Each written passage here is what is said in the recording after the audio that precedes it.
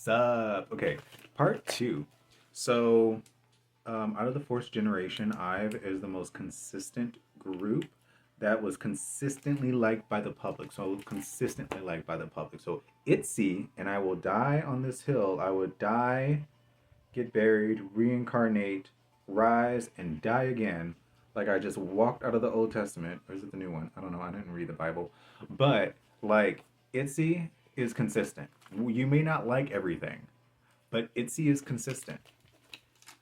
Um, they have been consistently like they have been consistent with their releases, even with the missing member, and they have been consistent with their concept, except for Mafia in the Morning.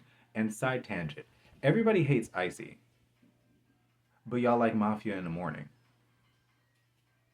Y'all complain like that was like one of their lowest budgeted like eras. And y'all were and the funny thing about it is that y'all were dragging it at the time. When Mafia the Morning came out, everybody was marking it as the downfall of ITZY. But then like now, everybody's reminiscing on it and talking about how much they love it and how much their new music isn't hitting. Like, yeah, Put My Sneakers On was ridiculous, but like half of them were teenagers. Like, what did you expect? Like, what? Anyways, like I don't get it. Like there it's like a youthful teen crush group that is under JYP of all people. I don't know why everybody was like I get it the pictures were surprising, but like it wasn't that bad. It's cute for them and their demographic. And it's not like they consistently did something like that. You know what I'm saying? But and then they're and like again like the budget for their music videos have consistently risen, and then like a lot of their most recent songs have been a pretty good bops, and I like Cake. Did Eunice shake it up part need to be like in the song again?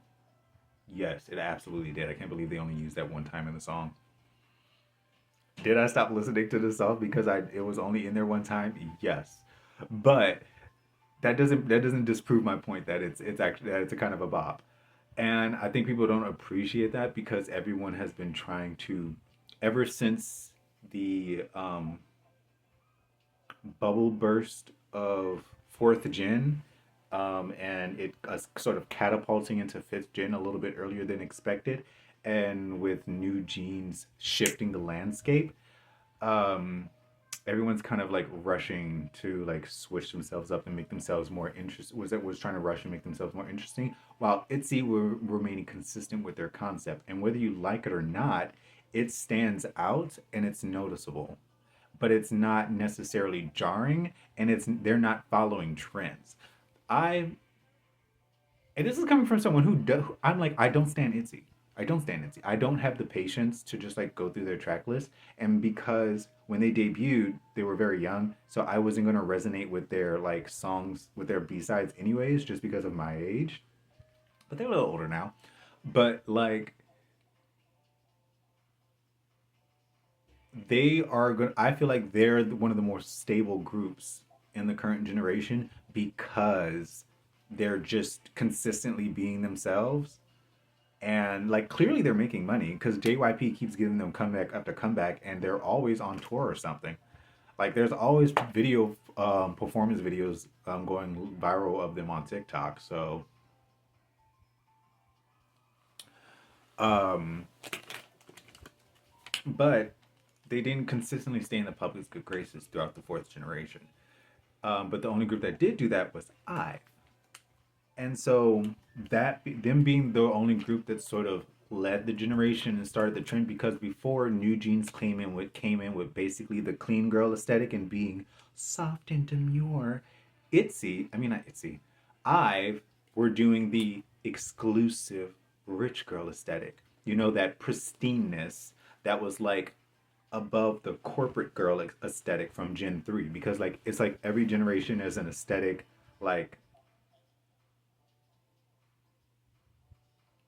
shift, right? So like it seemed like Gen 1 it was just like these are people, they're beautiful, they're your homies. Gen 2 is like I'm your like hot bestie, you know, like peak of the gene pool, let's hang out. And then Gen 3 is like, okay, we're getting like corporate idols in. Okay, we're going like company approved. We're going like, this is a standard. This is like something you need to look up to. And then Gen 4, we're giving exclusive, expensive. We're giving Wan Young. We're giving elite. And then New Jeans sort of reset the playing field by going back to youthful, simple, clean Y2K vibes, which was aligning with the trends in the West, and sort of refreshing the landscape. And we've seen that refresh in general over K-pop because I think it was like during the end of Gen 3, you could tell that certain concepts were running thin and certain groups were getting a little bit oversaturated. And then like a lot of the projects at the beginning of the Gen 4, they aren't here right now. A lot of the projects at the beginning of Gen 4, they didn't make it through. And I think it's a really weird thing. Because it seems like Gen 4 was just simply a transitional generation. Like, it was just to us, like, the pool was so big um, that the new groups had access to due to K pop becoming international and actually getting respected in the West. That, and with all the things going on just in general, that it sort of took time for like the big three groups to be cemented in a way that like like I feel like SM is like Disney. We like I did like I like aespa. Saying this, I love them, but at the beginning I didn't really vibe with them, and I didn't like Black Mamba. So I was just kind of like I paid attention to aespa because it's SM. Like you watch it, you watch a Disney movie because it's Disney, that kind of thing. But it's not as it, but the immediate dominance was more so passive. Like it's a staple in the culture and in the environment. However, we're not frivolously seeking out to like immerse ourselves in it. We're just immersing ourselves in it passively because it's just part of the culture now. It's like going to Walmart. Nope, like no, it's like going to Target.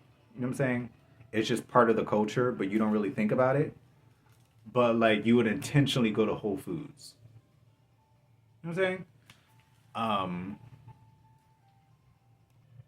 which in a lot of ways is better. Honestly, Ive is kind of like Whole Foods. Honestly, yeah, Ive is like if Whole Foods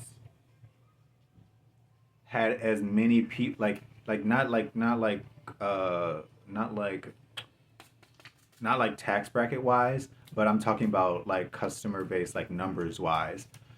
Ive in the fourth generation was doing big three dominance. Like if Whole Foods had Walmart customers, I think that tracks. I think that tracks.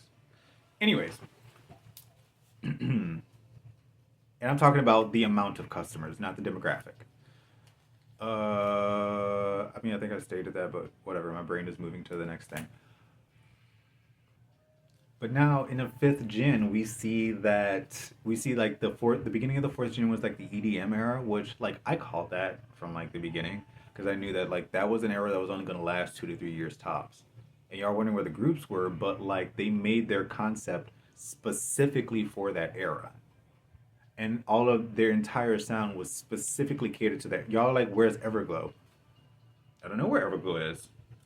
Sure, they can still make that music, but it's not going to get the same response as it was before.